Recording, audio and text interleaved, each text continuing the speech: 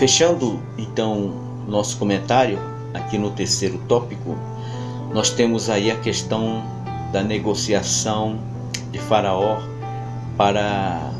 com Moisés. Para esse tópico nós temos como objetivo explicar que Deus é poderoso e não mede esforço para cumprir as suas promessas. O que se destaca de cara aqui é a postura de Moisés nas negociações com Faraó. Ele era categórico sempre em dizer a Faraó não. Se as coisas elas não tivessem de conformidade com aquilo que Deus projetara, não adiantaria que a negociação ela não andaria para frente. Porém, o que nós vemos aqui é que não era a vontade de Faraó, precisava de ser observada e praticada, mas sim a vontade do soberano Deus de Israel. Nós abrimos esta lição com um Faraó que virou para Moisés e disse não conhecer o Deus dos hebreus como um Deus.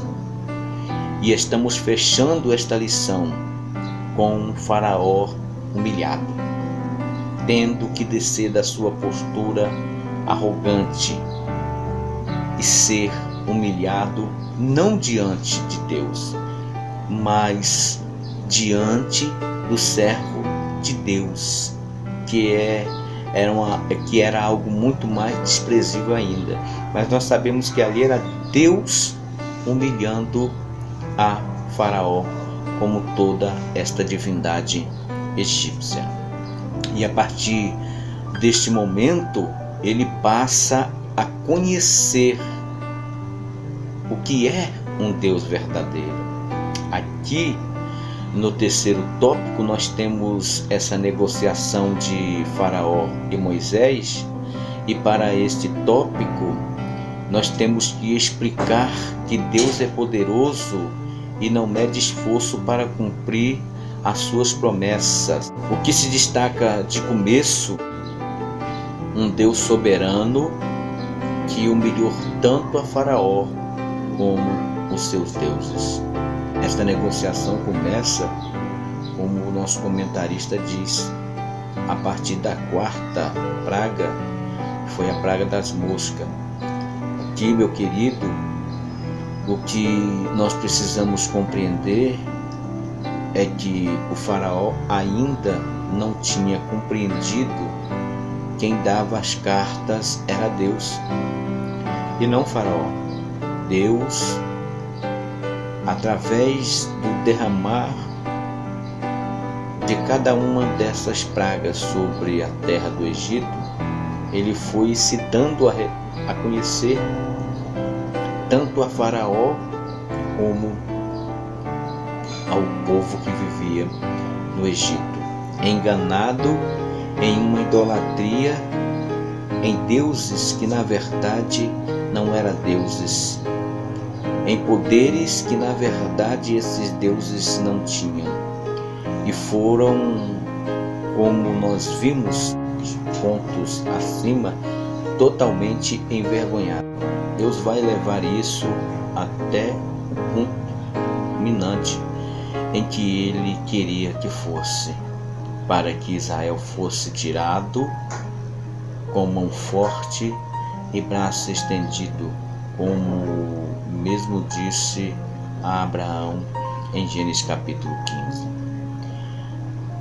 A aplicação que se faz aqui é que no nosso relacionamento com Deus nós precisamos entender que nós somos povo adquirido, somos propriedade exclusiva, sacerdócio real, fomos comprados por um bom preço, pelo sangue precioso que foi derramado na cruz, no Calvário.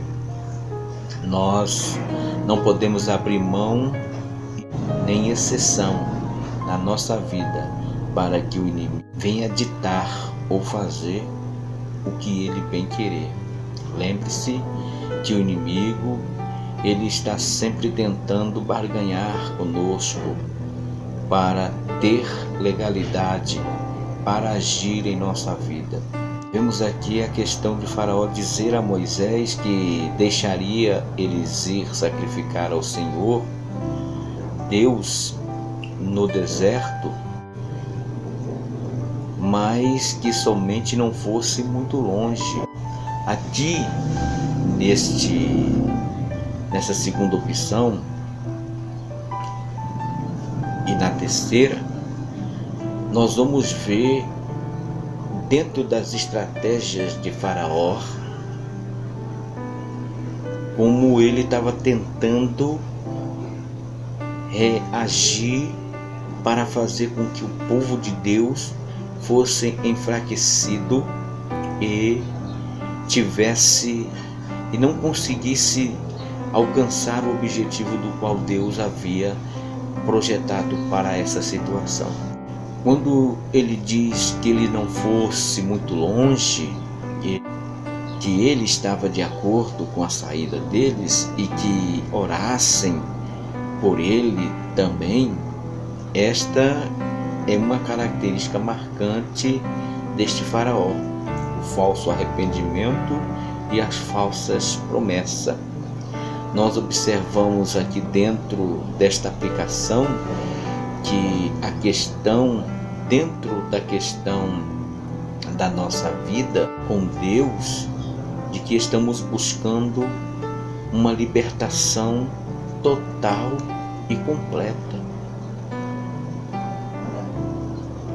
O cristão, a igreja do Senhor, ela não pode dar ao inimigo permissão para que ele entre, opine e faça o que ele bem quiser na vida do cristão. O nosso comentarista traz aqui a questão de uma igreja que nós encontramos hoje atrofiada, que quer dizer desviando, degenerando, enfraquecida. Isto falando de algumas denominações que se denominam igrejas, porém permite que o inimigo esteja agindo, optando porque novas ideias que têm surgido e a sã doutrina, a liturgia espiritual do culto tem sido totalmente mudado, porque é a ideia de que precisa se alcançar um povo aí, então precisa desta liturgia. Não é mais o Espírito Santo quem convence o homem do juízo do pecado e da justiça, mas é as formas, as ideias, os pensamentos que vão surgindo. E essa igreja liberal que nós estamos vivendo nesses dias atuais, nós vemos que, olhando para o conteúdo espiritual, o processo é de decadência, a cada dia mais decadência. E aí nós vamos compreender o porquê nós olhamos para dentro das nossas igrejas hoje e encontramos tantos bancos vazios. E compreender o que Jesus disse, que se Deus não abreviasse, ninguém se salvaria. Quando trata a respeito da questão das pragas do gafanhoto, onde houve a devastação, porém o que se destaca aqui, mais uma vez, é Faraó tentando impor a sua vontade. E ele tendo que entender que quem dava as cartas era Deus, até o ponto de Moisés virar para ele e dizer que não ficaria na terra do Egito nem uma unha sequer. Deus, ele não está requerendo que uma parcela de seu povo seja liberto. Ele requer que todo o povo por completo seja totalmente evacuado do território egípcio. Foi o que Moisés falou a Faraó. Mais uma vez nós vemos o inimigo com suas artimanhas. Através do que Faraó disse para Moisés, que iria libertar somente os homens, em outras palavras, ele estava querendo dizer o quê? Que se ele tira o cabeça da casa, a família fica fragilizada, a família fica enfraquecida, a família fica sem ação. Porém, o propósito de Deus é que as suas promessas alcancem na totalidade a família. Não podemos abrir mão disso de maneira nenhuma. Não podemos abrir mão da nossa família, da libertação total da nossa família. Sabemos que se a família estiver fragilizada, o inimigo tem condição de agir, provocando uma grande destruição. Nenhuma liberdade ela vale a pena se a família estiver fragmentada. Mais uma vez, nós vamos ver a estratégia do inimigo. Pela última vez, Faraó chama Moisés e diz que ele iria libertar agora os homens, as mulheres e os meninos. Mas a proposta de Deus era o quê? Que não ficasse no Egito nem uma unha sequer. Porém, com essa proposta ele diz: as ovelhas, as vacas e todo o resto dos animais, eles vão ficar na terra do Egito. Vá só você, as suas mulheres e seus meninos. O grande problema que o nosso comentarista destaca aqui é que o suor dos israelitas ficaria nas mãos do inimigo de Deus.